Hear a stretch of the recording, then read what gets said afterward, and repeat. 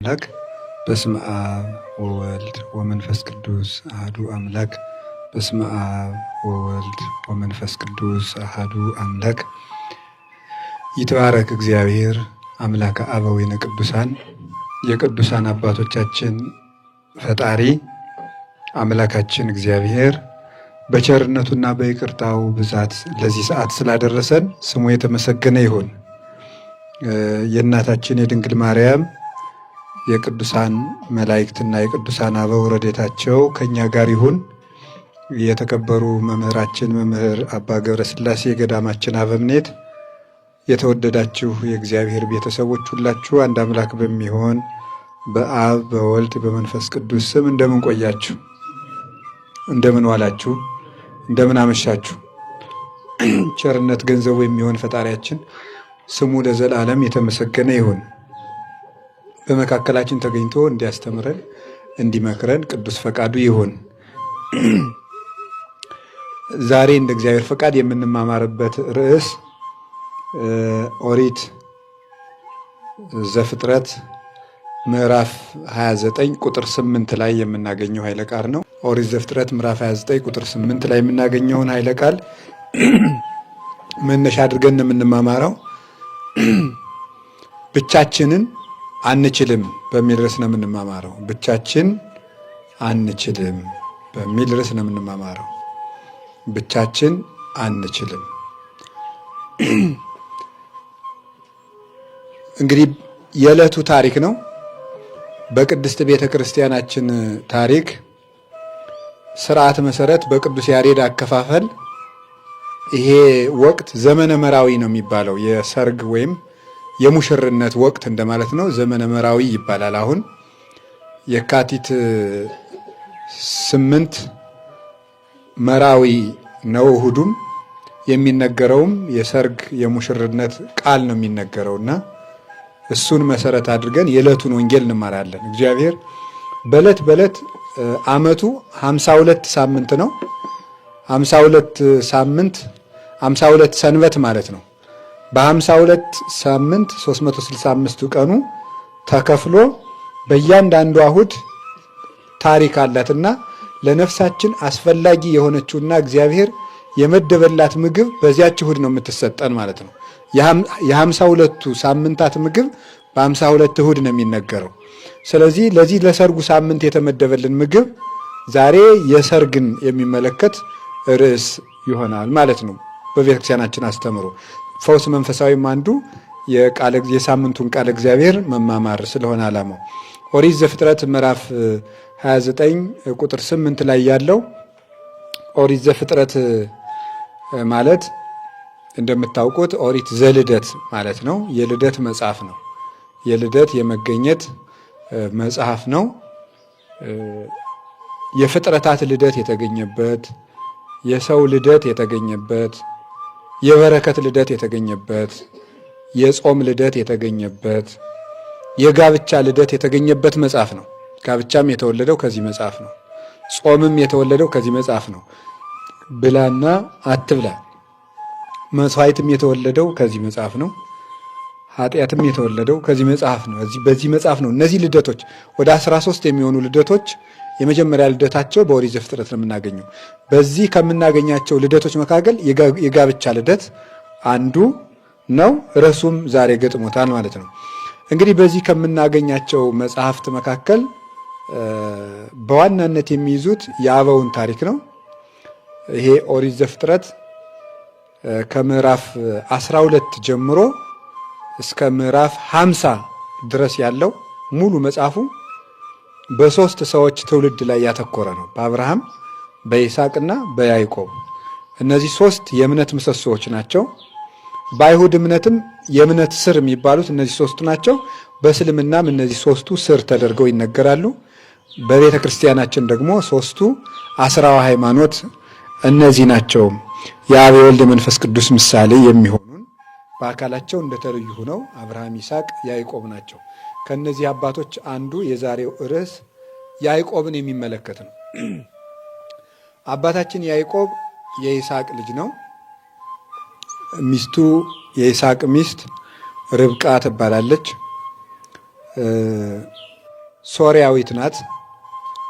በእስራኤል በነበሩበት በከነአንና በሶርያ ሜሶፖታሚያ አካባቢ ወደ ዛሬዋ ፋርስ፣ የድሮዋ ፋርስ የዛሬዋ ኢራን ማለት ነው፣ እዚያ ድረስ ወደ 725 ኪሎ ሜትሮችን የሚርቅ ሀገር ነው። ከዚያ አምጥቶ ነው ይስሐቅ ሚስት ያገባው። ከዚያ ያዕቆብ እና ኤሳው ተወልደዋል። ያዕቆብ እና ኤሳው ከተወለዱ በኋላ ኤሳው ብኩርና ነበረው። ብኩርና መጀመሪያ የተወለደው የሚሰጠው ነው።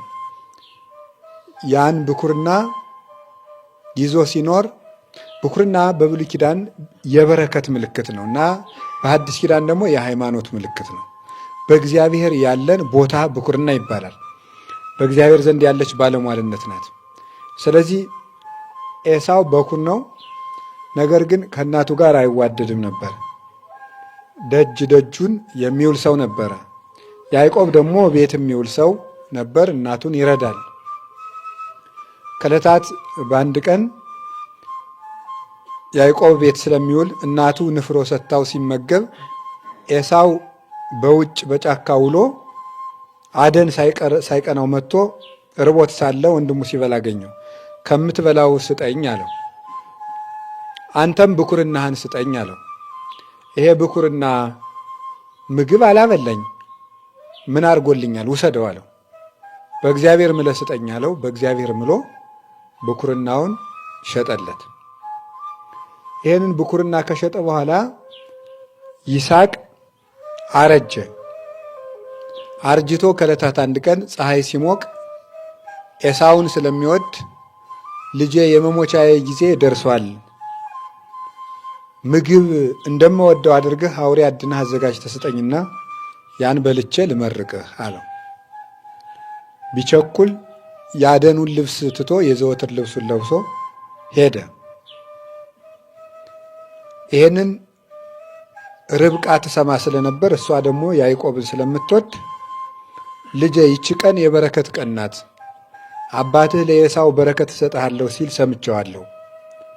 በረከት እንዳያልፍህ ከመንጋችን ግባና የሰባውን የወፈረውን በግ አርደህ ስጠኝና አባትህ እንደሚወደው አድርጌ ሰጥቼ ልስጥህና ያንን ወስደህ አብልተህ በረከት ተቀብለህበትና አለችው። አባቴ ቢረግመኝስ አላት። መርገሙ በእኔ ላይ ይሆናል፣ ግድ የለህም አለችው። ከበጎቹ የሰባውን የወፈረውን አምጥቶ አርዶ አስልቶ ሰጣት። እሷም ባለቤቷ እንደሚወደው አድርጋ ሰርታ ሂድና ከአባትህ በረከት ተቀበል ብላ ሰጠችው። የሰውነቱን ደም ቀብታ የያዕቆብ አካሉ ለስላሳ ነው፣ የኤሳው ደግሞ ሸካራ አካል ስላለው ጸጉር አለውና እንዲመስልላት የበጎቹን ጸጉር ከሰውነቱ ቀብታ የኤሳውን ሽታ እንዲሸት ደግሞ የኤሳውን ልብስ አልብሳ ወዙን ሰደደችው። አባቴ ይዤ መጥቻለሁ ብላንካ አለው። ከምን ጊዜው አለው። በአንተ ጸሎት ምርቃት ገና ሳልጀምረው ቀን ነኝ፣ ተቀበለኝ አለው። እስኪና ልዳስህ አለው። አይኑ ታውሮ ነበረ። ሲዳስሰው ወዙ የኤሳውን ይሸታል፣ ቃሉ ያዕቆብን ይመስላል፣ ጸጉሩ ደግሞ ኤሳውን ይመስላል። እና አሳሳተውና ቃልህ ከሰ ይመስለኒ ዘያዕቆብ፣ ቃልህ የያዕቆብን ይመስላል፣ ጸጉርህ ደግሞ ኤሳውን ይመስላል፣ ሁላችሁም ልጆችን አልመርቃችሁ ብሎ አቅርቦ ጼና ማዛሁ ለወልዴ ጥቀ ጥንቁቀ ከመጼና ገዳም ዘባረክቦ እግዚአብሔር እምነጠሉ ለሰማይ ወምነ ስፋ ለምድር ይኩን በረከትከ። የልጄ መዓዛ እግዚአብሔር እንደባረከው እርሻ ያለ መዓዛ ነው። ከሰማይ ጠል ከምድር ስፋት በረከት ይስጥህ፣ ወንድምህ ይገዛልህ ብሎ መረቀው። ተመርቆ ሲወጣ ኤሳው ስጋውን ይዞ ደረሰ። አባቴ ይዤ መጥቻለሁን ካብላ አለው። ከምን ጊዜው አሁን ሰተኝ በልቼ መስሎኝ አለው። መቼ እኔ ነኝ አለው። አይ እንግዲያ ማን ነው አሁን እንዲያርጎ ያበላኝ? ቡሩክ ብእሲሁ፣ ሰውየው እንዲያውም ደግ ሰው ነው። እንግዲህ አንድ ጊዜ ሰጥቼዋለሁና አልነሳውም አለው። አሐቲኑ በረከትከ አባ፣ አባቴ በረከትህ አንድ ብቻ ናት እያለ ዘበዘበው። አትጠቀምበትም እንጂ ያረድከው ይስባልህ፣ ባይር ይከፈልልህ፣ ነግደህ ኑር ብሎ መረቀው። ኋላ ያዕቆብ መሆኑን አውቆ ሲነግረው መጀመሪያ ብኩርናዬን ወሰደ፣ አሁን የአባቴን በረከት፣ አባቴ ሙቶ መቼ ወንድሜን በገደልኩት እያለ ሲፎክር እናቱ ሰምታ ልጄ ይሄ ወንድምህ ይገልሃልና ሶርያ ወደ አጎትህ ሂድ አለችው። ወንድሟ ስለነበረ አባቴ ቢረግመኝሳ አላት። እኔ በስልት አሰናብትሃለሁ አለችው። ገብታ ቀድሞ ይሄ ትልቁ ልጄ ከነዚህ ከጣዖት አምላኪዎች ተጋብቶ ሲያሰድበኝ ኖረ። ደግሞ ትንሹ ልጄ እዚህ አግብቶ ሊያሰድበኝ ነው። ወዲያ ወደ አጎቱ ሂድ አለችው በብልሃት። ይሁን አንቺ ካልሽ ሂድ አላት። ሄደች። ሄደ ተነስቶ ተመርቆ ሄዶ ሎዛ የሚባል ቦታ ሲደርስ መሸበት። ፀሐይ ተቆለቆለች፣ ልትገባ ሆነ። መሸ፣ ጨለመ። የአቅሙን ተጉዞ እዚያው ከመንገድ ዳር ፈቀቅ ብሎ ደንጊያ ተንተርሶ ተኛ። ከተንተራሳት ደንጊያ ላይ ከዚህ እስከ ሰማይ ድረስ መሰላል ተተክሎ ጫፉ እስከ ሰማይ ደርሶ ከጫፉ ላይ ዙፋን ተዘርግቶበት በላዩ ላይ ንጉሥ ተቀምጦበት አየ። ደንግጦ ተነሳ። ዛቲኑ ሆታ ለሰማይ፣ ይቺ የሰማይ ደጅ ናትን ብሎ ደንግጦ ተነሳ። ዝየ ይትሐነጽ ቤተ እግዚአብሔር፣ እዚህ የእግዚአብሔር ቤት ይሰራል ብሎ ዘይት አፍሶ ትንቢት ተናግሮ ተነስቶ ሄደ። ሂዶ ሶርያ ደረሰ። ሶርያ ሲደርስ ከውሃ ጉድጓድ አጠገብ ደረሰ። ውሃ ጉድጓድ አጠገብ ሲደርስ ከውሃው ዳር ቁጭ ብሎ ሲል በሀገራቸው የጉድጓድ ውሃን የሚጠቀሙት ውሃውን ለአምሳ ለስሳ የሚነሳ ድንጋይ ይገጥሙታል። አንደኛ ጠላት መጥቶ መርዝ እንዳይጨምርበት፣ ሁለተኛ ደግሞ እንስሳት አራዊት የማይገባ ነገር እንዳያደርጉት እንዳይበክሉት ለስልሳ የሚነሳ ድንጋይ ገጥመውት ይሄዳሉ። እረኞቹ ለጋ ክንድ ስላላቸው በጎቻቸውን ሰብስበው ይቁለጨለጫሉ፣ ማጠጣት አቅቷቸው። ያዕቆብ ደረሰና ምን ነው አታጠጡም እንዴ አላቸው። አይ ኢንክል ለመ ኢተጋብኡ ኩሎሙ ኖለት ወያስየስልዋ ለእብን ማፈአዘቅት ወናሰቲ አባግኢነ አሉት። ሁሉም እረኞች ካልተሰበሰቡ ድንጋዩን ብቻችን ማንሳት አንችልም። እረኞች በአጠቃላይ ግን ከተሰበሰቡ ድንጋዩንም ማንሳት እንችላለን፣ ውሃም ማጠጣት እንችላለን አሉት። ያዕቆብ ግን በተፈጥሮው እግዚአብሔር ያደለው ክንደ ብርቱ ስለነበረ ድንጋዩን ብቻውን ከጉድጓዱ ላይ አንስቶ እንዲጠጡ አደረጋቸው። ከዚያ በኋላ በዚህ ሀገር ላባ የሚባል ሰው አለ፣ ታውቁታላችሁ አላቸው። እናውቀዋለን አሉት። አጎቱ ነው።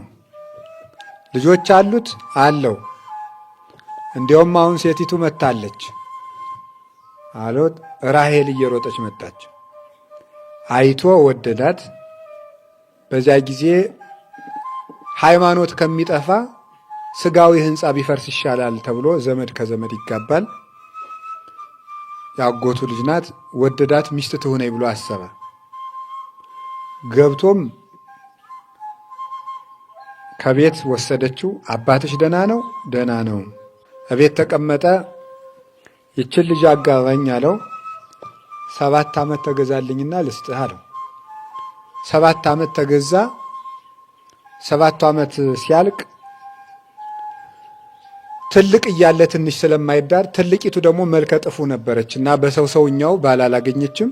ትልቂቱ እያለች እንዴት ትንሽ ይዳራል ብሎ አሳስቶ ማታ ልያን ድሮለት አደረ። ማለዳ ስትታይ ሰርጉ አብቅቶ ማናት? ልያ ናት። ራሔል አይደለችም 7 ዓመት የተገዛላት።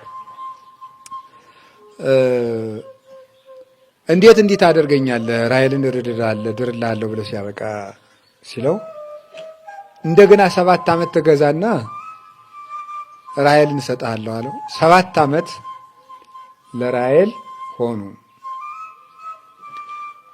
እንደገና ተገዛና 14 ዓመት ተገዝቶ አገባት። ወኮኑ እሉ ዓመታት ህዳጣን በቅድሜሁ ለያዕቆብ። እነዚህ ዓመታት ሁሉ ለያዕቆብ ጥቂት ዘመኖች ሆኑለት፣ ራሔልን ይወዳት ነበርና ይላል። ራሔልን ስለሚወዳት ለያዕቆብ 14 ዓመት እንደ ጥቂት ቀን ሆነለት ይላል። ራሔልን አገባ። 7 ዓመት ደግሞ ማጫ ለመቀበል ተገዝቶ በ21 ዓመቱ ሀብት ንብረት ሰብስቦ በረከት ተቀብሎ 12 ልጆችን ወልዶ ብቻውን የወጣው በበረከት ከሶርያ ወደ አባቶቹ ምድር ተመለሰ። እግዚአብሔር እኛን ከወጣንበት ይመልሰን።